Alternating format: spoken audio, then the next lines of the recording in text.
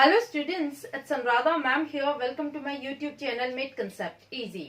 आज के video lecture में मैं आपको एक्सप्लेन करूंगी negative and psychomotor symptoms of schizophrenia. Last video lecture में मैंने आपको पॉजिटिव सिम्टम्स डिटेल में एक्सप्लेन किए थे। क्या होता है हेल्यूसिनेशन, क्या होता है डिल्यूजन। उसका वीडियो लिंक मैं डिस्क्रिप्शन बॉक्स में दे दूंगी ताकि आप डिटेल में ये डिसऑर्डर पढ़ सके। तो आज के वीडियो लेक्चर में मैं आपको बताऊंगी नेगेटिव सिम्टम्स क्या होते हैं सिजोफ्रेनिया के और साइकोमोटर सिम्टम्स क्या होते हैं। तो पहले हम डिस्कस करते हैं नेगेटिव सिम्टम्स। देखो, नेगेटिव सिम्टम्स में क्या होता है कि पर्सन इस तरह के इमोशंस एग्जिबिट करता है जो एनवायरनमेंट में अनसूटेड होते हैं। उसका बिहेवियर बड़ा ही स्ट्रेंज होता है, ओड बिहेवियर वो एग्जिबिट करता है। पैथोलॉजिकल डेफिसिट्स में क्या होता है कि वो ऐसा बिहेवियर शो करता है जो सिचुएशन में अनएक्सेप्टेबल होता है, जो एनवायरनमेंट में सूट ही नहीं होता। इस तरह का स्ट्रेंज बिहेवियर पर्सन एग्जिबिट करता है। इसमें क्या होता है कि पर्सन की फीलिंग्स, उसके इमोशंस और थॉट्स बहुत पावरफुल होते हैं। उसका उन पर कंट्रोल नहीं होता, वो फीलिंग्स और थॉट्स पर कंट्रोल नहीं रख पाता। तो पैथोलॉजिकल डेफिसिट्स में आप कैसे डिफाइन करेंगे?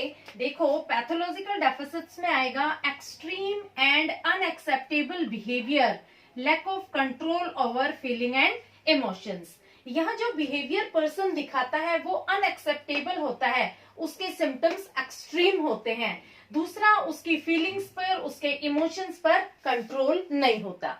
तो इसमें देखो 4 चीजें एक्सप्लेन की गई हैं। 4 चीजों में पहली चीज क्या है? एलॉजिया, दूसरी है ब्लंटेड अफेक्ट, तीसरी है फ्लैट अफेक्ट और चौथी है एवोल्यूशन और एपैथी।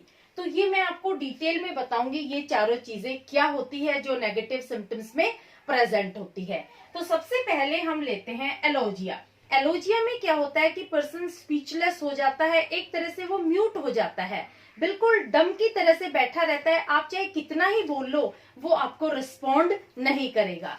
तो यहाँ आप क्या लिखेंगे? Poverty of speech, lack of conversation, less speech content. देखो, यहाँ वो कन्वर्स करता ही नहीं है, अपने जो उसकी थॉट्स हैं, उसकी फीलिंग्स हैं, वो शेयर नहीं करता है, वो बिल्कुल बोलता नहीं है, स्पीचलेस बैठा रहता है। अगर आप उससे कुछ पूछते हैं तो भी आपको वो रिस्पॉन्स नहीं देता है, वो आंसर लेस रहता है। अगर वो बोलेगा तो इस तरह के वर्ड्स बोलता है जो दूसरों को समझ नहीं आते हैं। अपनी खुद की वोकेबलरी डेवलप कर लेता है, खुद के वर्ड वो बना लेता है। तो एलॉजिया की सिचुएशन में पर्सन स्पीचलेस हो जाता है, ज्यादा बातचीत नहीं करता है और हमेशा वो शांत बैठा रहता है। क्लियर? दूसरी सिचुएशन आती है ब्लंटेड अफेक्ट। देखो, इसे एक एग्जांपल से समझते हैं। जब आप बहुत खुश होते हैं या अपसेट होते हैं तो आपके इमोशंस आपके फेस पर नजर आ जाते हैं, या आपके इमोशंस आपकी वॉइस से क्लियर हो जाते हैं। अगर आप खुश होंगे तो आप बहुत आराम से बातें करेंगे, स्माइलिंग फेस होगा। अगर आप अपसेट हैं तो भी आपके फेस से क्लियर हो जाएगा, आपकी वॉइस चेंज हो जाएगी, आपके चेहरे पर फ्राउनिंग होगी। एक नॉर्मल पर्सन के इमोशन और एक्सप्रेशन एक दूसरे से मैच करते हैं, लेकिन अगर पर्सन को डिसऑर्डर है तो उसके इमोशन उसके एक्सप्रेशन से मैच नहीं करेंगे। यही होता है फ्लैट अफेक्ट और ब्लंटेड अफेक्ट में। अब देखो, ब्लंटेड अफेक्ट में क्या होता है? Show less anger, joy, sadness than normal person. ये लोग ज्यादा गुस्सा नहीं दिखाते हैं, ज्यादा खुशी नहीं दिखाते हैं, हमेशा साइलेंट बैठे रहते हैं, क्वाइट बैठे रहते हैं। ना किसी खुशी की बात पर ये खुश होते हैं, ना किसी दुख की बात पर ये दुखी होते हैं। ये बिल्कुल एक्सप्रेशन लेस होते हैं, किसी तरह के कोई एक्सप्रेशन नहीं देते। अगर आप जाकर उनको कोई खुशी की बात बताते हैं तो वो खुश भी नहीं होंगे, अगर आप कोई दुख की बात बताते हैं तो वो दुखी भी नहीं होंगे, वो बिल्कुल साइलेंट बैठे रहेंगे। यानी वो इमोशन लेस होते हैं, उनके इमोशंस खत्म हो जाते हैं। तो यही आएगा ब्लंटेड अफेक्ट में। दूसरा आता है फ्लैट अफेक्ट। फ्लैट अफेक्ट में क्या होता है? Show no emotions. ये बिल्कुल भी इमोशन दिखाते ही नहीं है, यानी इनकी तरफ से चाहे दुनिया में कुछ भी हो रहा है इनको कोई फर्क नहीं पड़ता। कौन मर रहा है, कौन जी रहा है, इनको किसी बात से कोई मतलब नहीं है। ये अपनी खुद की दुनिया में मस्त रहते हैं, अपनी इमेजिनरी वर्ल्ड में, अपने ओन आइडियाज में ये मस्त रहते हैं।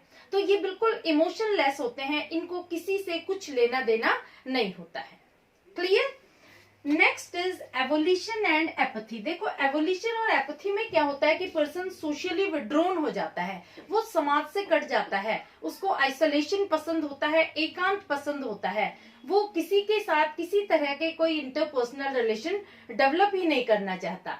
दूसरा, वो अपने रूटीन वर्क को भी नेग्लेक्ट कर देता है, जो रूटीन एक्टिविटीज, जो उसकी सेल्फ डायरेक्टेड एक्टिविटीज होती हैं, उनको भी वो नेग्लेक्ट करना शुरू कर देता है। जैसे वो अपने काम पर नहीं जाएगा, घर में रहना शुरू कर देगा। इस सिचुएशन में पर्सन में लैक ऑफ मोटिवेशन हो जाता है, लैक ऑफ इंटरेस्ट हो जाता है, लैक ऑफ एंथुजियाज्म हो जाता है, उसमें किसी तरह का कोई एक्साइटमेंट ही नहीं होता, वो एकदम कटा कटा रहता है, ना किसी से मिलता है, ना किसी से कोई बात करता है, घर में रहना शुरू कर देता है, अपने रूटीन वर्क को भी नेग्लेक्ट करता है, जो सेल्फ डायरेक्टेड एक्टिविटीज हैं उनको भी वो नेग्लेक्ट करना शुरू कर देता है। तो इसमें आप क्या लिखेंगे? Socially withdrawn, lack of motivation to start और complete a course of action, totally focused on their fantasies and own ideas.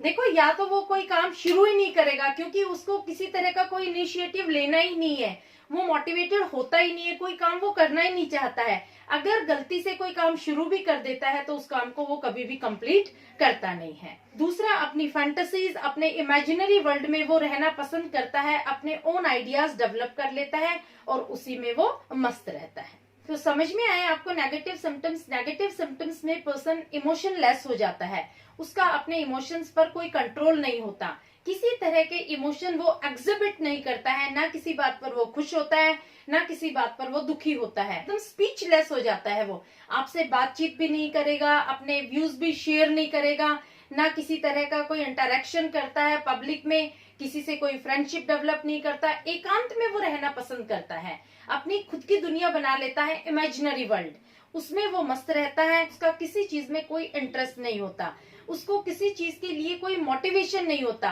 किसी चीज को वो करना नहीं चाहता है, ना कोई काम करना चाहता है, हर तरह की एक्टिविटीज वो नेग्लेक्ट करता है, चाहे वो रूटीन वर्क हो, चाहे वो सोशल वर्क हो, हर एक्टिविटी से वो दूर हो जाता है, सोशली विड्रॉन हो जाता है। तो ये सारे थे नेगेटिव सिम्टम्स। अब मैं आपको बताती हूँ साइकोमोटर सिम्टम्स क्या होते हैं। देखो, psychomotor symptoms are related to movement of body. ये सिम्टम्स बॉडी मूवमेंट से रिलेटेड होते हैं। इसमें क्या होता है कि पर्सन अलग अलग तरह के पोस्चर बनाता है, अपने चेहरे को अलग तरह से ट्विस्ट करता है, अलग अलग फेसेस बनाता है, तो ये सारे आएंगे साइकोमोटर सिम्टम्स में। तो साइकोमोटर सिम्टम्स में क्या होता है? Move less, make odd grimaces and gestures. Grimaces क्या होता है? जब पर्सन अपने चेहरे को ट्विस्ट करके अगली एक्सप्रेशंस देता है अपने फेस के, तो उन्हें हम कहते हैं ग्रिमेसेस। और गेस्चर्स क्या होते हैं? वो अलग अलग तरह के पोज बना लेता है और उसी पोज में वो कई कई घंटे तक खड़ा रहता है। मूवलेस, मूवलेस में क्या होता है कि पर्सन में ज्यादा मूवमेंट नहीं होती, वो स्टैटिक हो जाता है, जिस सिचुएशन में वो है उसी को वो मेंटेन करता है। अगर वो बैठ गया तो बैठा ही रहेगा, खड़ा हो गया तो खड़ा ही रहेगा, यानी उसकी बॉडी में ज्यादा मूवमेंट नहीं होती। जब ये सारे सिम्टम्स एक्सट्रीम हो जाते हैं, एक्सट्रीम होने के बाद इसे हम बोलते हैं कैटाटोनिया। कैटाटोनिया को 3 पार्ट्स में डिवाइड किया गया है। पहला है कैटाटोनिक स्टूपर, दूसरा है कैटाटोनिक रिजिडिटी और तीसरा है कैटाटोनिक पोस्चरिंग। तो सबसे पहले बताती हूँ कैटाटोनिक स्टूपर क्या होता है। इसमें पर्सन रिमेन साइलेंट और motionless for long period. Person या तो बिल्कुल साइलेंट हो जाएगा या बिल्कुल मोशनलेस हो जाएगा और कई घंटों तक वो उसी सिचुएशन में मेंटेन रहेगा। अगर वो साइलेंट हो गया यानी स्पीचलेस हो गया, बोल नहीं रहा है, तो बिल्कुल नहीं बोलेगा, आप चाहे कितना ही बोल ले वो बिल्कुल नहीं बोलेगा। मोशनलेस हो जाएगा, जहां बैठा है वहीं बैठा रहेगा, हिले डुलेगा नहीं बिल्कुल भी, आप चाहे कितना ही उसको इंसिस्ट कर लो, जिस सिचुएशन में बैठा है वहीं बैठा रहेगा, बिल्कुल भी मूवमेंट नहीं होगी उसकी बॉडी में, वो बिल्कुल मोशनलेस हो जाएगा। दूसरा आ जाता है कैटाटोनिक रिजिडिटी। रिजिडिटी में क्या होता है? Maintain rigid upright posture for hours. देखो, इसमें क्या होता है कि वो अपराइट पोस्चर्स बना लेता है, बिल्कुल स्ट्रेट खड़ा हो जाता है और घंटों उसी पोस्चर में खड़ा रहता है, उसको कोई फर्क नहीं पड़ता कौन उसे देख रहा है, कौन आ रहा है, कौन जा रहा है। जो शेप वो बना लेता है अपनी बॉडी की, उसी शेप में वो खड़ा रहेगा। जैसा पोस्चर उसने बना लिया उसी पोस्चर में वो कई घंटे तक खड़ा रहेगा। अगर उसको कोई मना करेगा तो वो मानेगा नहीं, क्योंकि उसको समझ ही नहीं आता है कि क्या कह रहे हैं सामने वाले। तो यहाँ रिजिडिटी वर्ड है। रिजिडिटी का मतलब होता है उसकी बॉडी इनफ्लेक्सिबल हो जाती है, बिल्कुल फ्लेक्सिबिलिटी नहीं होती उसकी बॉडी में, रिजिड हो जाती है, कठोरता आ जाती है उसकी मसल्स में। तो वो जिस सिचुएशन में खड़ा है उसी सिचुएशन में वो घंटों खड़ा रहेगा। Next is catatonic posture. इसमें क्या होता है, maintain बिजारे awkward position for long period of time. देखो बिजार का मतलब क्या होता है, वो एक अजीब सी पोजीशन बना के खड़ा हो जाता है जो देखने में बड़ी स्ट्रेंज लगती है, बड़ी ऑकवर्ड लगती है, और वो उस पोजीशन में घंटों खड़ा रहेगा विदाउट एनी मूवमेंट। तो इस तरह कैटाटोनिया को 3 पार्ट्स में डिवाइड किया गया है। यहाँ वो अपनी बॉडी की पोस्चरिंग करता है, अपनी बॉडी को इस तरह से वो बनाता है जो देखने में बड़ी अजीब लगती है। एक नॉर्मल पर्सन ऐसे बॉडी की पोस्चरिंग नहीं करता। तो ये सारे थे साइकोमोटर सिम्टम्स। होपफुली आपको नेगेटिव सिम्टम्स और साइकोमोटर सिम्टम्स समझ में आ गए होंगे। जो पॉजिटिव सिम्टम्स है उसका वीडियो लिंक मैं डिस्क्रिप्शन बॉक्स में दे दूंगी, ताकि आप तीनों सिम्टम्स सिजोफ्रेनिया के अच्छे से पढ़ सके। Please like it, subscribe it and share it to your friends. Okay, thank you.